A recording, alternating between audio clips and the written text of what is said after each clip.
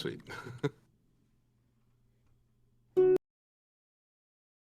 Changing some things The over here. call hasn't started yet, right? Nope, we are getting things rolling here in a second. They just put the call set up for the slides and everything, so I'm putting them up on Yeah. stream now, Oh, so okay. I can make sure it actually fits in here. But Oh, you got the Green Shack shirt on. oh yes, yes I do. One of the most comfortable shirts I've ever owned. I was gonna say it's a winner. I like this shirt a lot. Nice.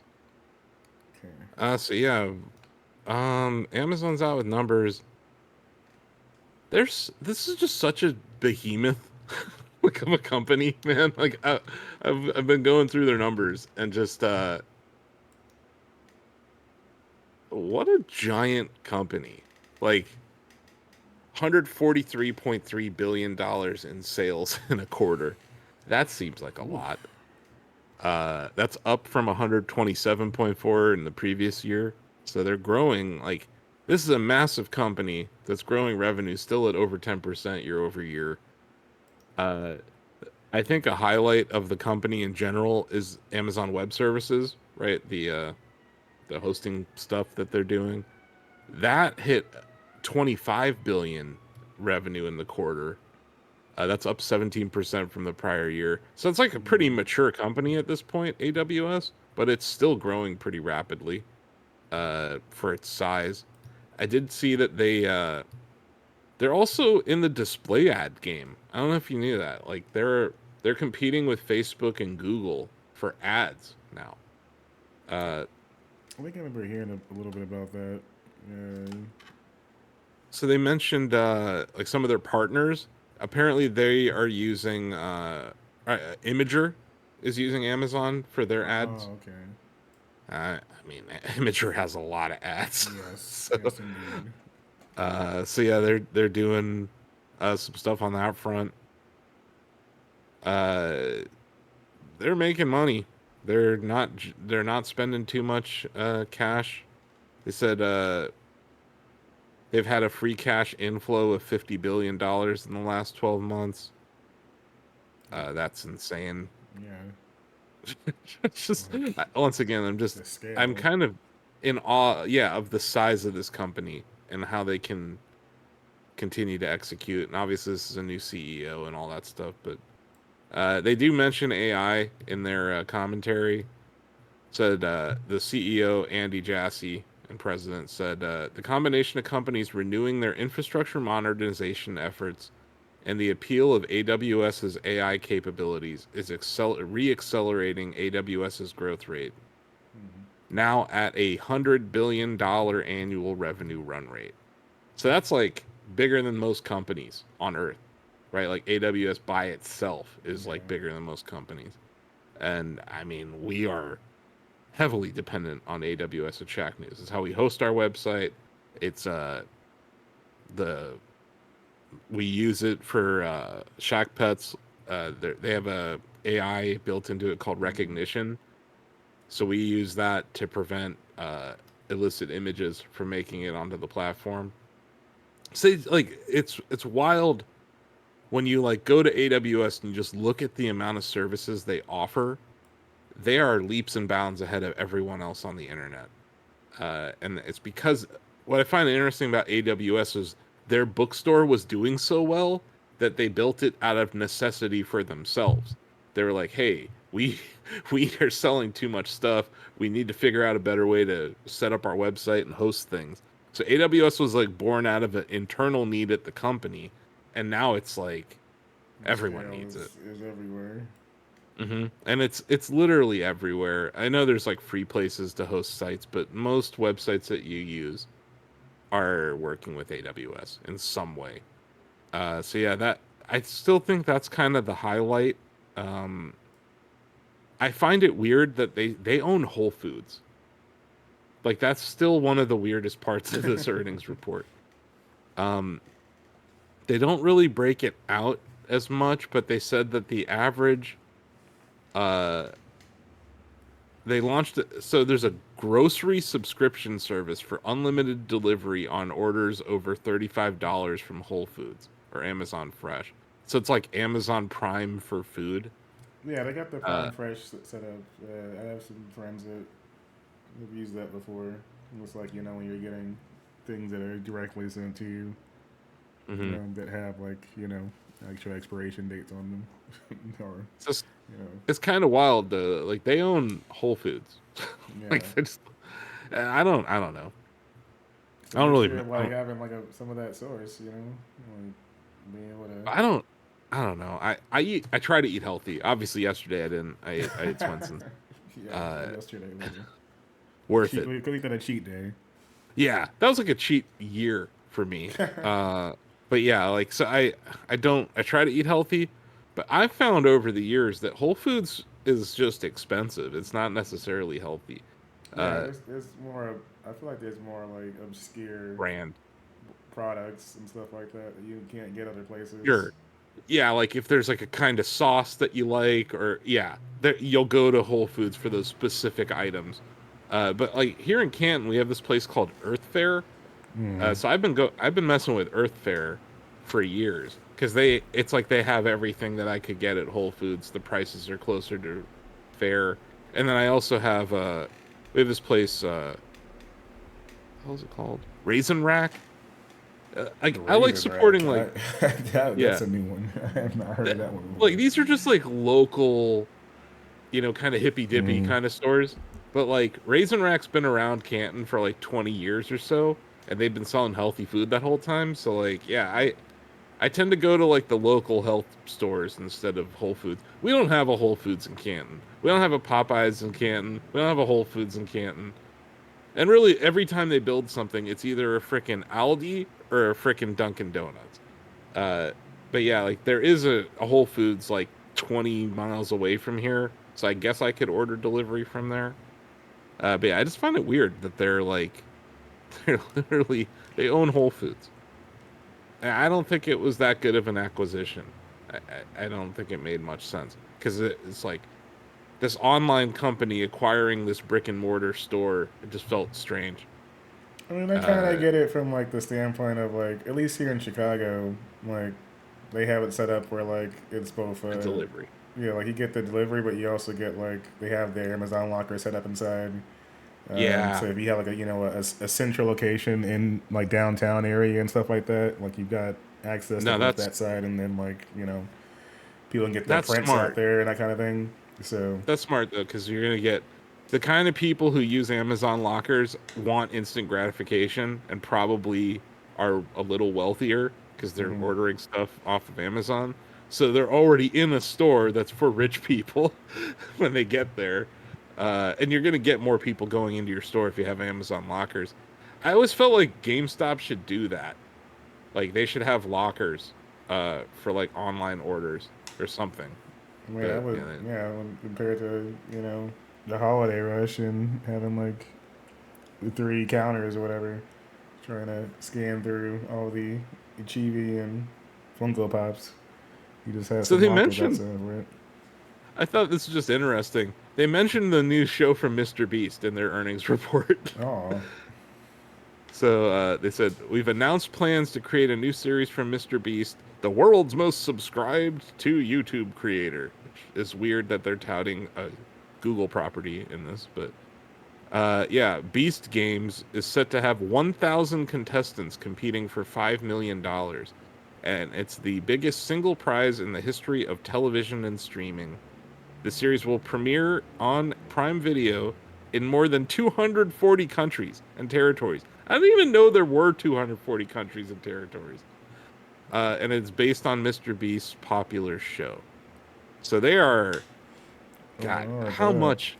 how much, because, Jimmy, like, he takes what you give him and he puts it back into his content, right? That's Mm. been kind of his core philosophy. He's very cash poor as a result. So I'm like, if the prize is $5 million and it's going to be the highest budget production he's ever made, what on earth is this show going to be?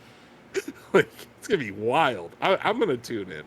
And I don't dislike his content, but I'm never really compelled to watch most of his stuff. I do watch his short videos. I think he Mm. makes some very interesting shorts, but his content has kind of shifted away from like 7 minute, it's like now 20-minute videos. And most of the time I'm just not that interested. So Yeah, yeah, we'll see. that's pretty much. I've skimmed some stuff, but I've never been on the channel like that.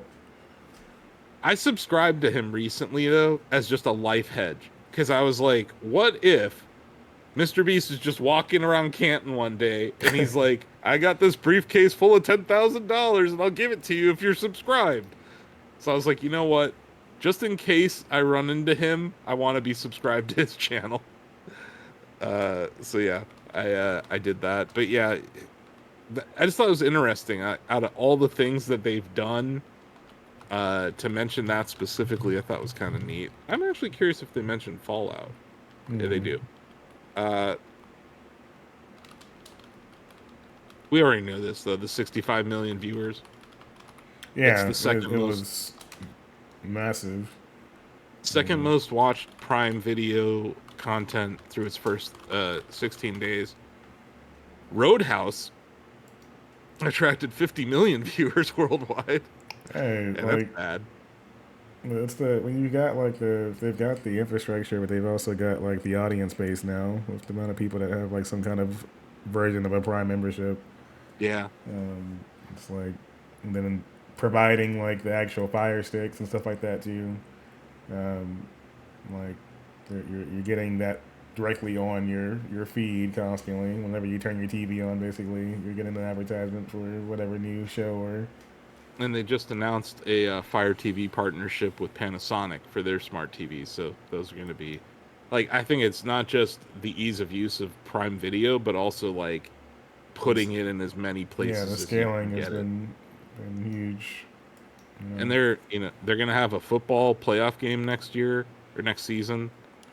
So yeah, I'm honestly not surprised. I would not be surprised if Amazon makes a bid for the NBA. yeah.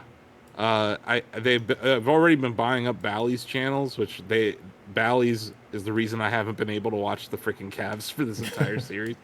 But yeah, there's a lot of rumors that Apple, Google, and Amazon are all kind of circling the NBA right now, and it seems like the NBA is going to move on from ESPN and maybe even TNT, which would suck because the NBA on TNT is like awesome.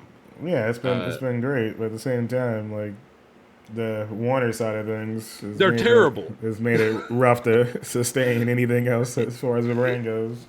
You're right, and it would be very David Zaslav of him to like fire Charles Barkley or something stupid. Did you Yeah, see Charles Barkley bury the entire city of Galveston, Texas? I did indeed. That was Have you that ever was, been down there? Have you ever been to I have Galveston? not been to Galveston, no. Okay, But I've been there because like that. I was in Houston for like a year. Right, it was my first year in Houston. Oh, you haven't been down to Galveston yet? You gotta go down to Galveston. I agree with everything Charles Barkley said. That thing it's the filthiest beach I've ever been to in my life. The water looks disgusting. And I live in Ohio where we set the Cuyahoga River on fire.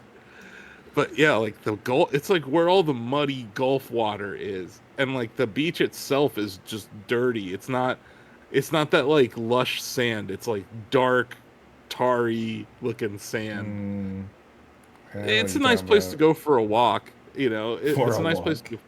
Yeah, it's Yeah, if you want to go for a walk and you a want to see stroll. the water, like that's cool. You couldn't pay me to swim in that water. And then the other thing going on with Galveston that I find very strange, and I'll let you go to the conference call here in a second. They have all these houses on stilts in a city Oh, where it okay, I have floods. seen that. Yeah, I don't know. You could no way. I'm not living on stilts. definitely not. But yeah, I think the call's about to start. So those are some of the highlights of the Amazon quarter. They beat on earnings, they beat on revenue. Uh, Amazon Web Service numbers look good. Things are going pretty well over there. Yeah, And yeah, they're huge, insane numbers we're talking about here. $143 million or billion yeah. of revenue. Yeah, Definitely billions a of quality quarter. profit. It sounds like. Yeah, and just another sign that things aren't rolling over for the broader economy yet. Yet. But All we'll see. right. Well, we'll transition over to the call itself Sounds and good. get things rolling. All right, later. Peace.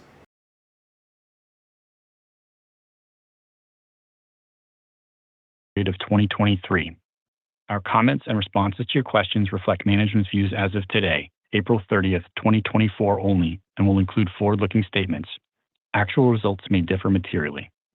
Additional information about factors that could potentially impact our financial results is included in today's press release and our filings with the SEC, including our most recent annual report on Form 10-K and subsequent filings. During this call, we may discuss certain non-GAAP financial measures. In our press release, slides accompanying this webcast, and our filings with the SEC, each of which is posted on our IR website, you will find additional disclosures regarding these non-GAAP measures, including reconciliations of these measures with comparable GAAP measures. Our guidance incorporates the order trends that we've seen to date and what we believe today to be appropriate assumptions.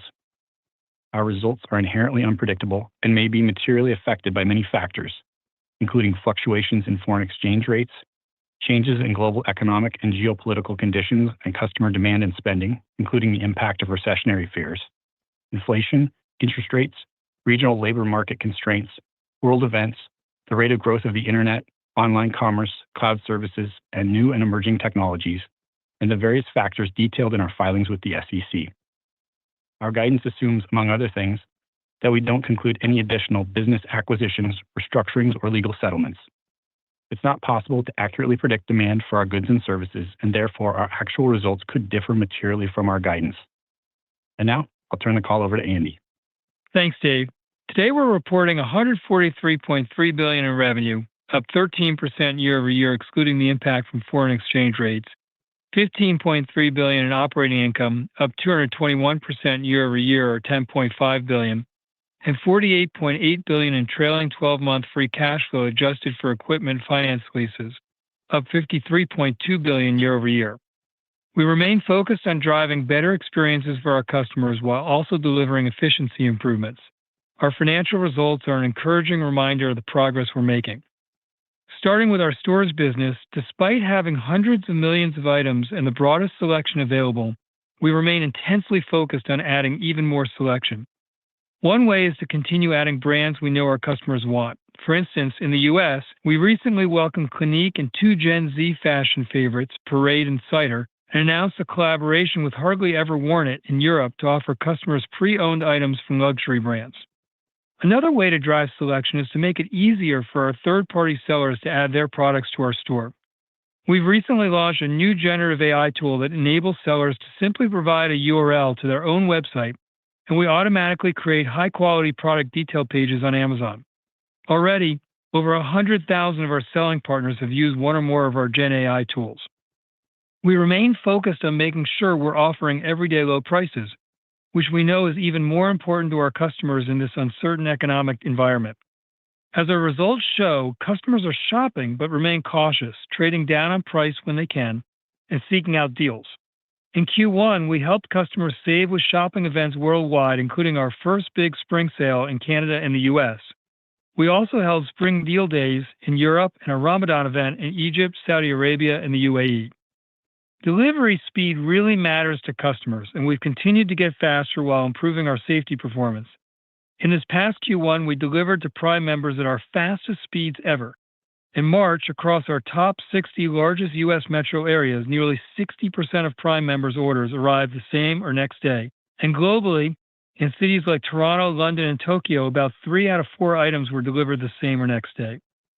Faster delivery times have another important effect. As we get items to customers this fast, customers choose Amazon to fulfill their shopping needs more frequently, and we can see the results in various areas, including how fast our everyday essentials business is growing and the continued increase in Prime member purchase frequency and total spend with us. Over the past year, we've talked about how our regionalization efforts have helped lower our cost to serve. We've continued to inspect our fulfillment network for additional opportunities and are working on several areas where we believe we can lower costs even further while also improving customer experience. One example of this is our work to increase the consolidation of units into fewer boxes. As we further optimize our network, we've seen an increase in the number of units delivered per box, an important driver for reducing our costs. When we're able to consolidate more units into a box, it results in fewer boxes and deliveries, a better customer experience, reduces our cost to serve, and lowers our carbon impact. Another prominent example is our efforts to revamp our U.S. inbound fulfillment architecture to allow for better inventory placement closer to our customers. This will be an iterative process throughout the year as we work with sellers and retail partners, and teams are making good progress on their plans. Advertising performance remains strong, with ad sales up 24% year over year, excluding the impact of foreign exchange. The strength in advertising was primarily driven by sponsored products, supported by continued improvements in relevancy and measurement capabilities for advertisers. We still see significant opportunity ahead in our sponsored products, as well as areas where we're just getting started, like Prime Video ads. Prime Video ads offers brands values we can better link the impact of streaming TV advertising to business outcomes, like product sales or subscription signups, whether the brands sell on Amazon or not. It's very early for streaming TV ads, but we're encouraged by the early response. Moving to AWS, year-over-year revenue growth accelerated to 17.2% in Q1, up from 13.2% in Q4. It's useful to remember that year-over-year percentages are only relevant relative to the total base from which you start. And given our much larger infrastructure cloud computing base, at this growth rate, we see more absolute dollar growth again quarter over quarter in AWS than we can see elsewhere. We're seeing a few trends right now. First, companies have largely completed the lion's share of their cost optimization and turned their attention to newer initiatives. Before the pandemic, companies were marching to modernize their infrastructure, moving from on-premises infrastructure to the cloud to save money, innovate at a more rapid rate, and to drive more developer productivity. The pandemic and uncertain economy that followed distracted from that momentum, but it's picking up again. Companies are pursuing this relatively low-hanging fruit of modernizing their infrastructure, and with the broadest functionality by a fair bit, deepest partner ecosystem, and strongest security and operational performance, AWS continues to be their strong partner of choice. Our AWS customers are also quite excited about leveraging Gen AI to change their customer experiences and businesses. We see considerable momentum on the AI front, where we've accumulated a multi-billion-dollar revenue run rate already. You've heard me talk about our approach before, and we continue to add capabilities at all three layers of the Gen AI stack. At the bottom layer, which is for developers and companies building models themselves, we see excitement about our offerings.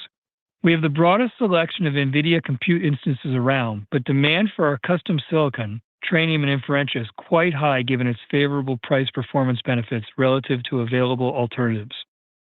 Larger quantities of our latest generation Trainium 2 is coming in the second half of 2024 and early 2025. Companies are also starting to talk about the eye-opening results they're getting using SageMaker. Our managed end-to-end service has been a game changer for developers in preparing their data for AI, managing experiments, training models faster, lowering inference latency, and improving developer productivity.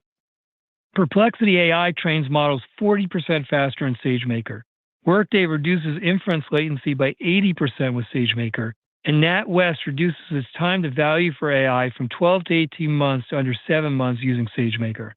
This changes how challenging it is to build your own models, and we see an increasing number of model builders standardizing on SageMaker.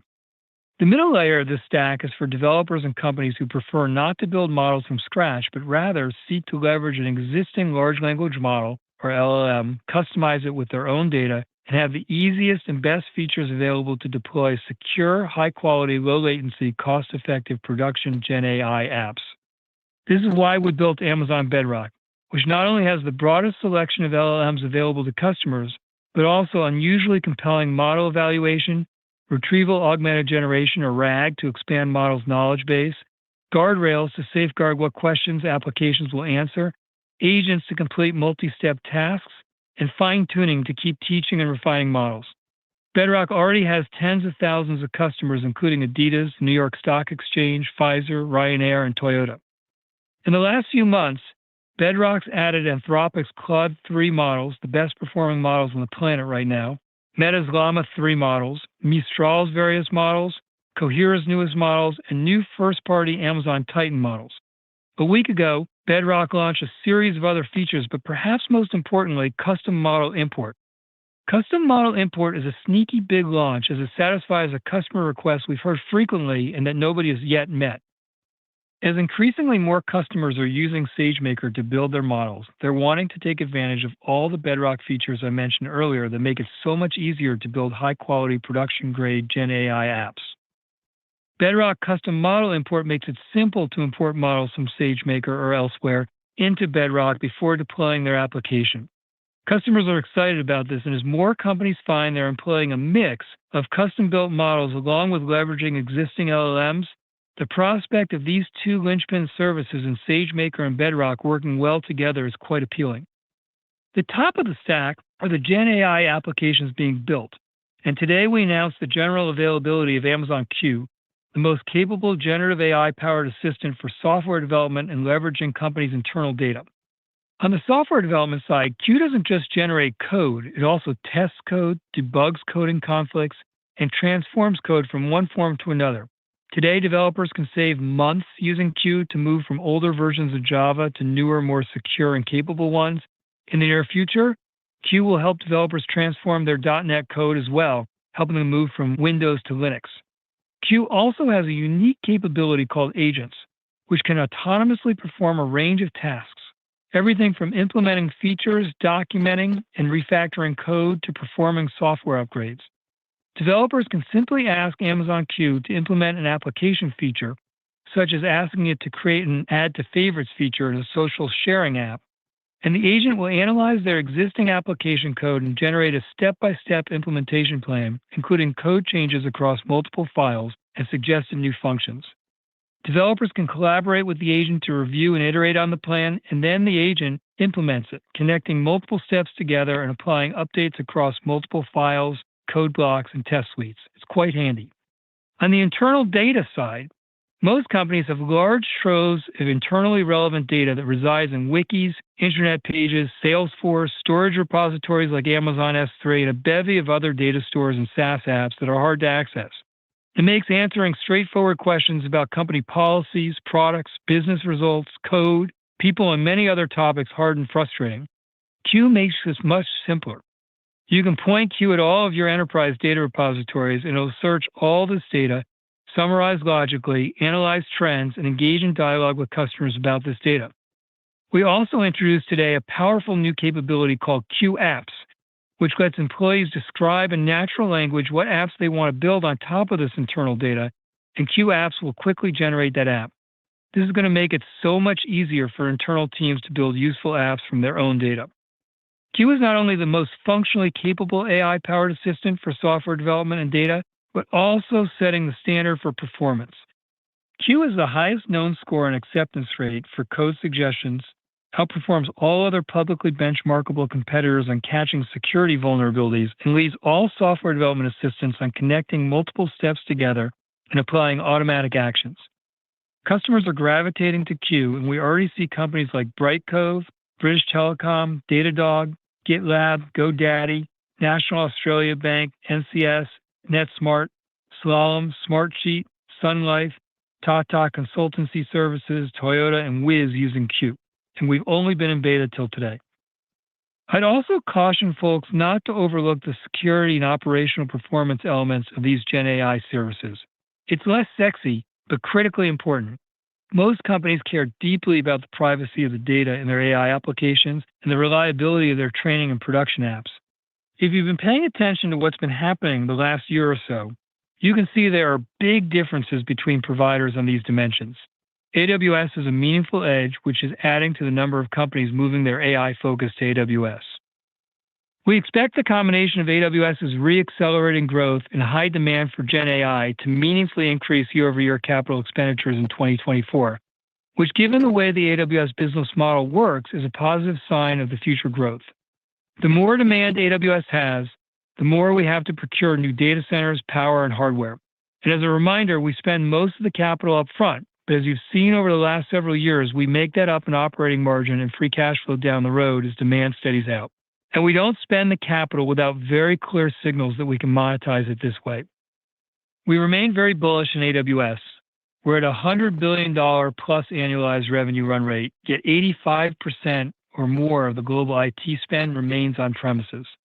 And this is before you even calculate Gen AI, most of which will be created over the next 10 to 20 years from scratch and on the cloud. There's a very large opportunity in front of us. We also continue to make strong progress on our newer investments. Our emerging international stores are growing and moving towards profitability. Our third-party logistics business, offering services like Buy with Prime, Amazon Shipping, and multi-channel fulfillment, continues to grow well. We just launched a Prime delivery grocery benefit that lets customers receive free unlimited grocery delivery for just $9.99 a month, which is great value, and customers are responding accordingly. Later this year in Manhattan, we're launching a new, smaller Whole Foods Market concept called Whole Foods Market Daily Shop. Prime Video continues to produce compelling content, with Fallout being our latest big hit on the heels of the very successful Roadhouse movie, with strong customer engagement in our original and partner content. Our health services business is growing robustly as customers are loving our pharmacy customer experience, and we've launched same-day delivery of prescription medications to customers in 8 cities, including Los Angeles and New York City, with plans to expand to more than a dozen cities by the end of the year, with customers now getting first fill medications 75% faster year over year nationwide. And Kuiper is getting closer to having its production satellites in space and entering our commercial beta. There's a lot of invention happening across our business, and I'm super grateful to all our employees for their hard work and ingenuity. I'll close by sharing that I'm enthusiastic about how we started this year. We have a lot of opportunity in front of us in every one of our businesses to make our customers' lives better and easier. With that, I'll turn it over to Brian for a financial update. Thanks, Andy. Starting with our top-line financial results. Worldwide revenue was $143.3 billion, representing a 13% increase year over year, excluding the impact of foreign exchange, and near the top end of our guidance range. I'd like to highlight a couple points to help you interpret our growth rates. First, we saw an impact from leap year in Q1, which added approximately 120 basis points to the year-over-year quarterly revenue growth rate. Second, while I typically talk about growth rates excluding the impact of year-over-year changes in foreign exchange, we did see an unfavorable impact from global currencies weakening against the US dollar more than we had planned in Q1. This led to a $700 million or 50 basis point headwind to revenue relative to what we guided. Excluding this FX headwind, we would have exceeded the top end of our guidance range. Worldwide operating income was $15.3 billion, which was our highest quarterly income ever, and it was $3.3 billion above the high end of our guidance range. This was driven by strong operational performance across all three reportable segments and better than expected operating leverage, including lower cost to serve. The impact on operating income from our Q1 FX rate headwind was negligible. I'll speak more to our profitability trends in a moment. In the North America segment, first quarter revenue was $86.3 billion, an increase of 12% year over year. In the international segment, revenue was $31.9 billion, an increase of 11% year over year, excluding the impact of foreign exchange. We remain focused on the inputs that matter most to our customers: selection, price, and convenience. During the quarter, around the world, we helped customers save with our shopping events. We added selection, including premium and luxury brands, and we delivered at our fastest speeds ever for Prime members. Third-party sellers continue to be an important part of our offering. Third-party seller services revenue increased 16% year over year, excluding the impact of foreign exchange. We saw strong 3P unit growth, coupled with increased adoption of our optional services such as fulfillment and global logistics. For the quarter, third-party seller unit mix was 61%, up 200 basis points year over year. Shifting to profitability, North America segment operating income was $5 billion, an increase of $4.1 billion year over year. Operating margin was 5.8%, up 460 basis points year over year. We saw improvements in our cost to serve, including continued benefit from our work to regionalize our operations, savings from more consolidated customer shipments, and improved leverage driven by strong unit growth and lower transportation rates. In our international segment, operating income was $903 million, an improvement of $2.2 billion year over year. Operating margin was 2.8%, up 710 basis points year over year. This is primarily driven by our established countries as we improve cost efficiencies through network design enhancements and improved volume leverage. Additionally, we saw good progress in our emerging countries as they expand their customer offerings and make strides on their respective journeys to profitability. Looking ahead, we see several opportunities to further lower cost to serve and improve profitability in our worldwide stores business while still investing to improve the customer experience. Within our fulfillment network, we are focused on investing in our inbound network, streamlining and standardizing process paths, and adding robotics and automation. These improvement opportunities will take time. However, we have a solid plan in place and we like the path we are on. Advertising remains an important contributor to profitability in North America and international segments. We see many opportunities to grow our offerings, both in the areas that are driving growth today, like sponsored products, and in areas that are newer, like streaming TV ads. Moving to AWS, revenue was $25 billion, an increase of 17% year over year, and AWS is now a $100 billion annualized revenue run rate business. Excluding the impact from leap year, AWS revenue increased approximately 16% year over year. During the first quarter, we saw growth in both generative AI and non-generative AI workloads across a diverse group of customers and across industries, as companies are shifting their focus towards driving innovation and bringing new workloads to the cloud. Additionally, we continue to see the impact of cost optimizations diminish. While there will always be a level of ongoing optimization, we think the majority of the recent cycle is behind us and we're likely closer to a steady state of these optimization efforts. AWS operating income was $9.4 billion, an increase of $4.3 billion year over year. As a reminder, these results include the impact from the change in the estimated useful life of our servers, which primarily benefits the AWS segment. We made progress in managing our infrastructure and fixed costs while still growing at a healthy rate, which has resulted in improved leverage. As we've said in the past, Over time, we expect the AWS operating margins to fluctuate, driven in part by the level of investments we are making in the business. We remain focused on driving efficiencies across the business, which enables us to invest to support the strong growth we're seeing in AWS, including generative AI, which brings us to capital investments. As a reminder, we define these as the combination of CapEx plus equipment finance leases. In 2023, overall capital investments were $48.4 billion. As I mentioned, we're seeing strong AWS demand in both generative AI and our non-generative AI workloads, with customers signing up for longer deals and making bigger commitments. Still relatively early days in generative AI and more broadly the cloud space, and we see sizable opportunity for growth. We anticipate our overall capital expenditures to meaningfully increase year over year in 2024, primarily driven by higher infrastructure CapEx to support growth in AWS, including generative AI. Turning to our revenue guidance for Q2, net sales are expected to be between $144 billion and $149 billion, or to grow between 7% and 11% compared with the second quarter of 2023. We saw an unfavorable impact from year-over-year changes in foreign exchange in our Q1 results, and we expect that headwind to grow in the second quarter. Our Q2 net sales guidance anticipates an unfavorable foreign exchange impact of approximately 60 basis points. As part of our guidance considerations, we also continue to keep an eye on consumer spending and macro-level trends, specifically in Europe, where it appears to be a bit weaker relative to the U.S. Operating income is expected to be between $10 billion and $14 billion in Q2. This estimate includes the impact of our seasonal step-up in stock-based compensation expense, driven by the timing of our annual compensation cycle. I want to thank our customers, our partners, and our teammates around the world for a very strong start to the year, and we're excited to build on this momentum. We'll remain focused on streamlining and prioritizing projects in a way that allows us to continue inventing for customers in a cost-effective way. With that, let's move on to your questions. At this time, we will now open the call up for questions. We ask each caller to please limit yourself to one question. If you would like to ask a question, please press star one on your telephone keypad. We ask that when you pose your question, you pick up your handsets to provide optimum sound quality. Once again, to initiate a question, please press star, then one on your touch-tone telephone at this time.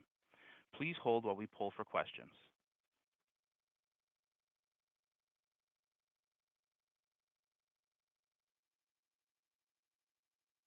Thank you. Our first question comes from the line of Doug Anmuth with J.P. Morgan. Please proceed with your question.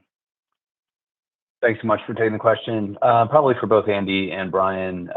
Historically, Amazon has shifted between periods of heavy investment and then margin expansion and back into heavier investment, but you now have a much bigger base of gross profit and overall operating income. As you think about Gen AI and capital intensity or grocery or Kuiper or healthcare, is there anything from an investment perspective that could materially impact profitability going forward in your view?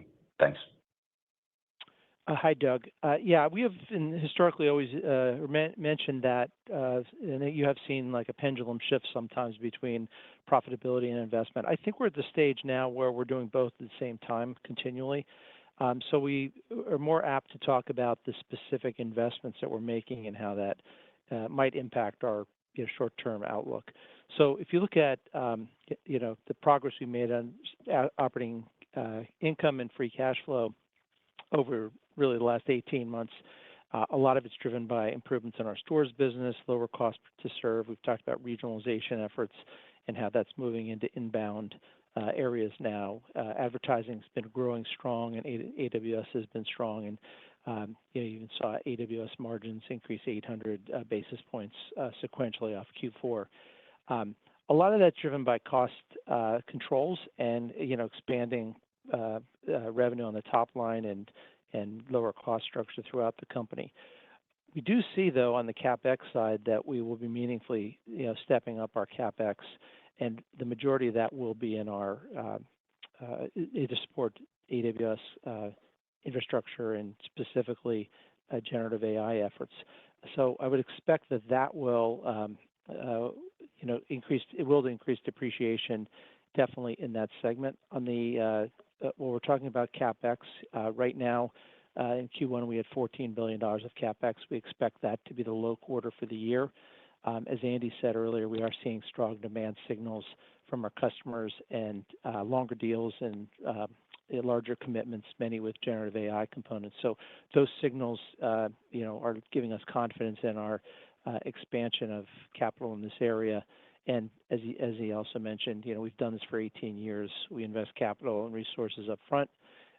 We create capacity very carefully for our customers, and then we see the revenue, operating income, and free cash flow benefit for years to come after that with strong returns on invested capital. So a little bit of long-winded answer to your question, but yes, we have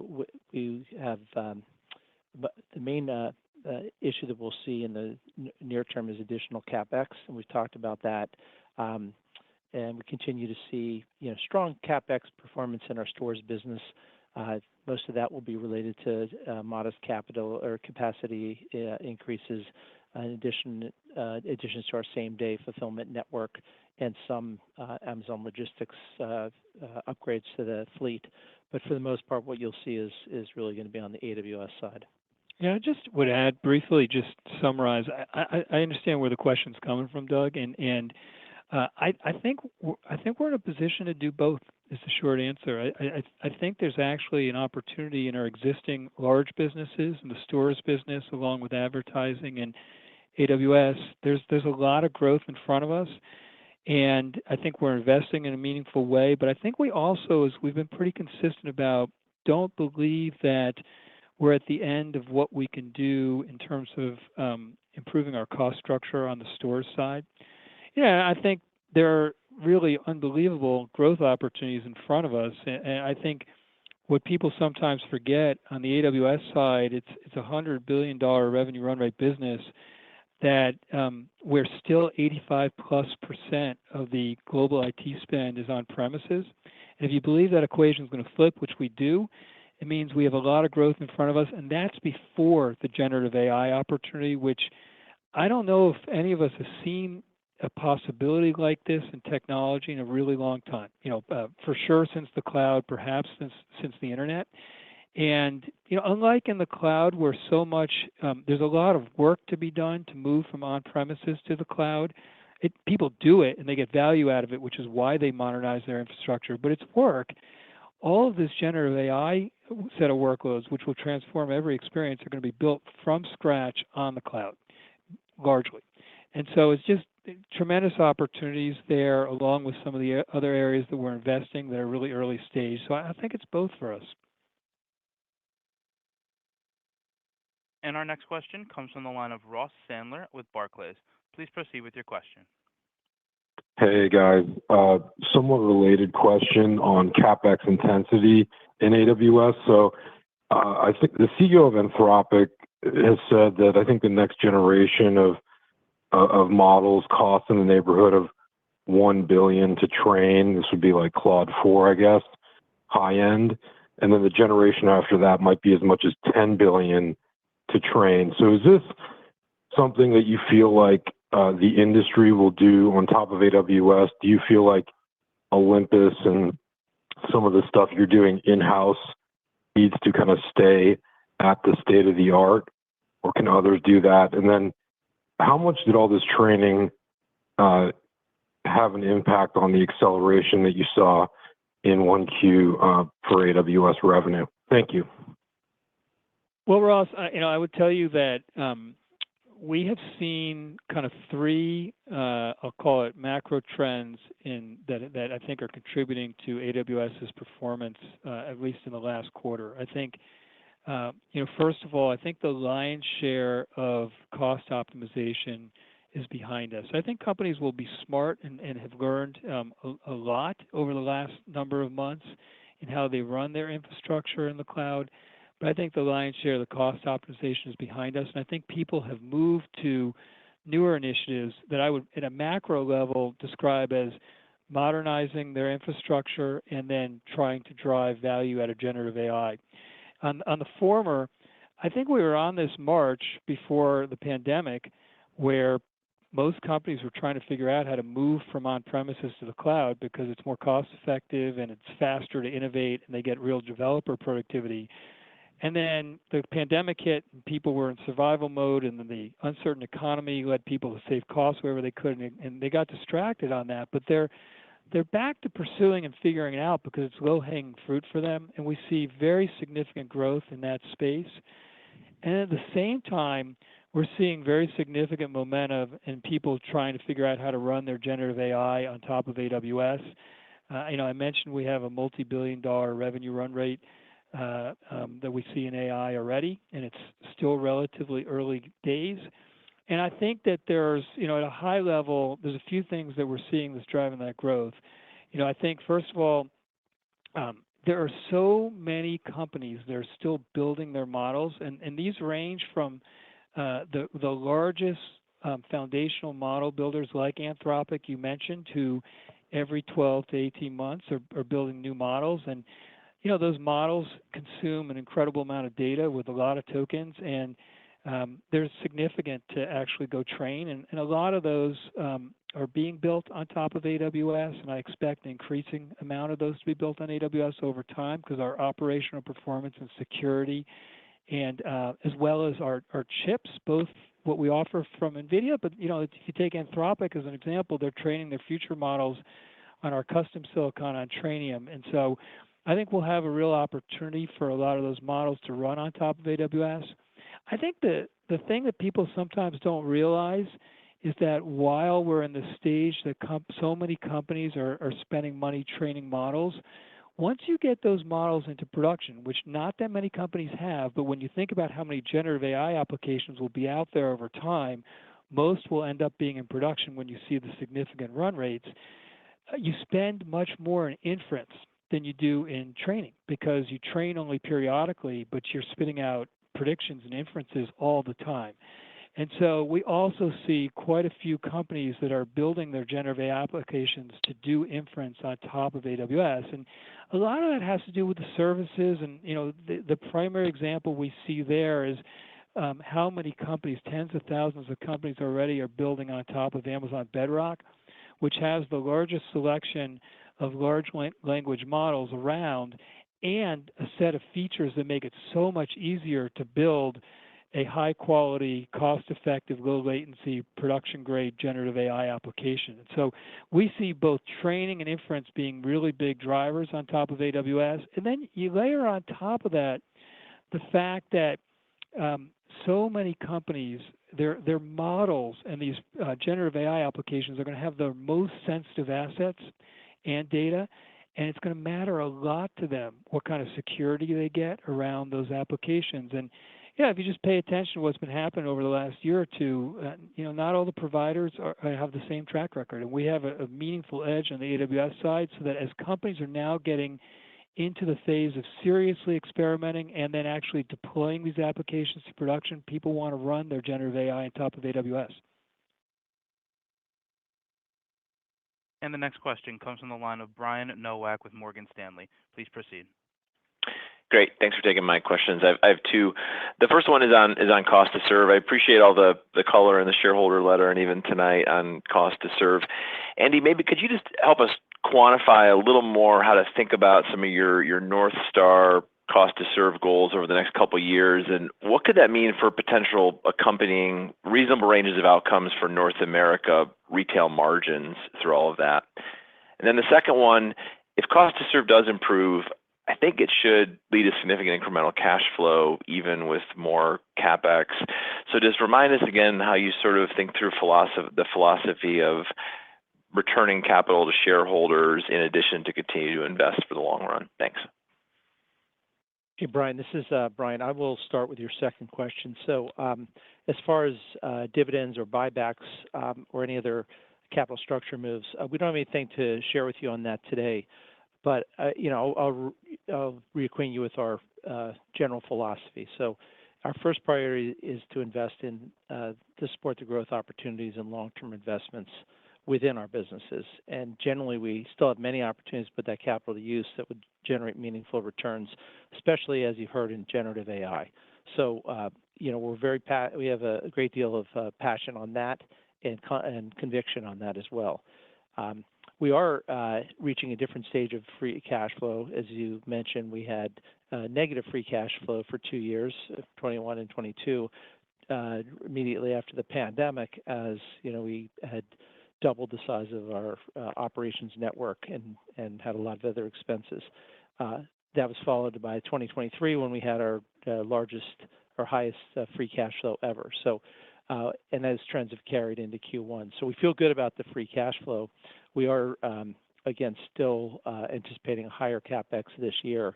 The other thing that we're doing with cash flow right now is we're repaying some of the debt that we had taken on during that negative free cash flow period. We had reached a high water mark at the end of Q1 last year. And since then, and then through this year, we'll pay that down over $25 billion. So that's our first priority, as well as 2024 capital expenditures. But otherwise, nothing to share on that front.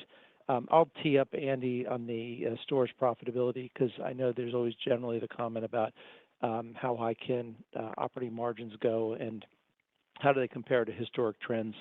And I think the same still holds. We look back to before the pandemic and we say, first, we can achieve those operating margins even without the impact of advertising.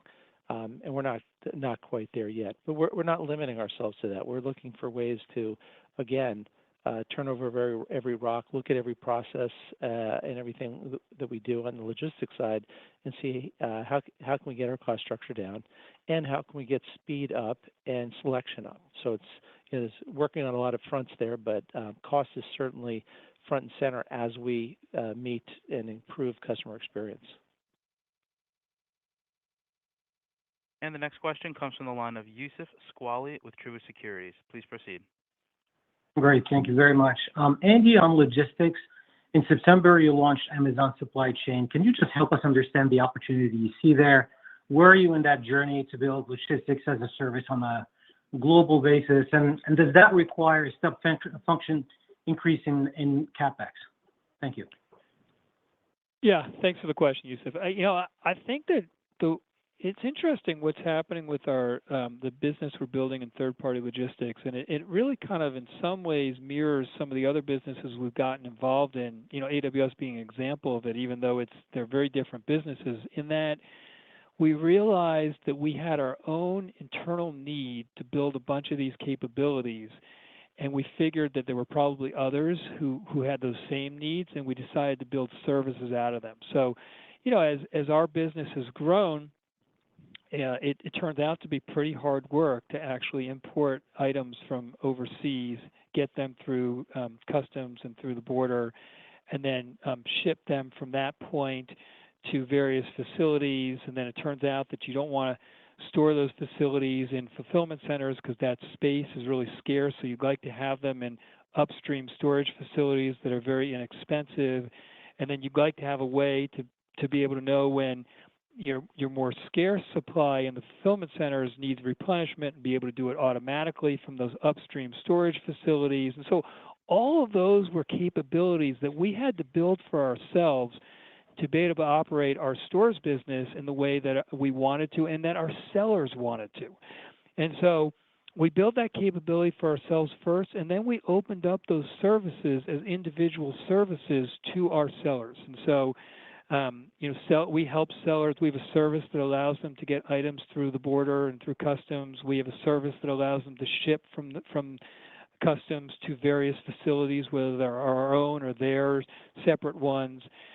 We allow them to store items in our upstream, low-cost warehouses that they can either automatically replenish into our fulfillment centers where we ship, or they can move to other facilities that they have. We have a service that lets them, where we'll ship either to our end customers if they're selling on Amazon or to their end customers. We obviously have Buy with Prime, where we enable our Prime customers to be able to buy from our third-party Buy with Prime sellers' websites, which increases their conversion 25% versus what they would do on their own, and it's a great benefit for our Prime customers. And then I would say that supply chain with Amazon is really an abstraction on top of those individual building block services I just mentioned that makes it easier for customers to have the whole end-to-end supply chain integrated. That collective set of businesses is growing very significantly. It's already what I would consider a reasonable sized business. And I think it's just really early days. It is not something that we anticipate being a giant capital expense driver for us. We have to build a lot of those capabilities anyway to handle our stores business, and we think we can, it'll be a modest increase on top of that to accommodate third-party sellers. But our third-party sellers find high value in us being able to manage those components for them versus having to do it themselves, and they save money in the process. And our next question comes from the line of Justin Post with Bank of America. Please proceed with your question. Great. I'd like to ask a couple growth drivers that you mentioned. First, grocery. It seems like you're still changing the threshold for free delivery or the subscription prices. Just can you say at all how much that's contributing to your growth right now? And do you think you're over the hump, or are you optimistic this can be a really big category for you? And then maybe a little bit extra on Prime Video ramp, how that ramp went versus your expectations, and do you think that could be a meaningful contributor to ad revenues, going forward? Thank you. Yeah, I'll take them in opposite order, just on Prime Video ads. Very early days, just launched a few months ago. It's off to a really good start. I think advertisers are excited about being able to expand their ability to advertise with us in video beyond Twitch and Freevee to Prime Video shows and movies. I think they also find that the relevancy and the measurability of that type of advertising in Prime Video ads is unique for them. So it's off to a very good start. It's early days, but we're optimistic there. On grocery, I would tell you that we continue to be optimistic about what we're doing in grocery. We have a very large grocery business. It's kind of got a few different components, and we have a very significant non-perishables grocery business, much the same way that the mass merchandisers entered this business 30 or 40 years ago. These are consumables and canned goods and pet food and healthcare and beauty products. That continues to grow at a very rapid rate. And we have an organic grocery business in Whole Foods Market, which is the pioneer in that space. And that business continues to grow very nicely. We're introducing a new, smaller format in the fall in Manhattan in the Whole Foods Market Daily Shop idea. We've worked very hard on the profitability trajectory over the last 18 months and like the way that has taken shape. And then if you want to serve as many grocery missions as we aim to serve, you have to have a perishables business and a mass physical presence, and that's what we've been working on with Amazon Fresh. We've launched our V2 format in physical stores over the last few months, primarily in Chicago and Southern California. We like the early results a lot. They're really meaningfully better in almost every dimension. It's still early, and there's some things to work through, but we like what we're seeing there, and and then we'd have to decide the best way to roll those out over time. As you mentioned, Justin, we just launched a Prime benefit for grocery, which is all-you-can-eat delivery for $9.99 a month. Which, if you order once from Whole Foods a month, it pays for itself, or once from Amazon Fresh for orders under $40, it pays for itself. It's a very valuable offering for our Prime members, and it's off to a great start. So, we have in my opinion, we have lots of ways that we can continue to help customers satisfy their grocery needs, and we have some, building blocks that I think might also change how people split up their grocery orders over time. But I continue to be optimistic that that's going to continue to grow for us. And our final question will come from the line of Ron Josey with Citi. Please proceed with your question. Great. Thanks for taking the question. Maybe, Andy, I wanted to ask on international profitability just after 1Q's 2.8% margin. Talk to us just about where we are in terms of international getting or to consistent profitability. We're following a similar trajectory as North America in terms of benefiting from regionalization shift, and we saw what average distance of each package traveled actually came down by 25 kilometers and whatnot. And if you could provide any insights on maybe how inbound fulfillment architecture might add to just continued benefits on faster shipping, same day, next day, et cetera.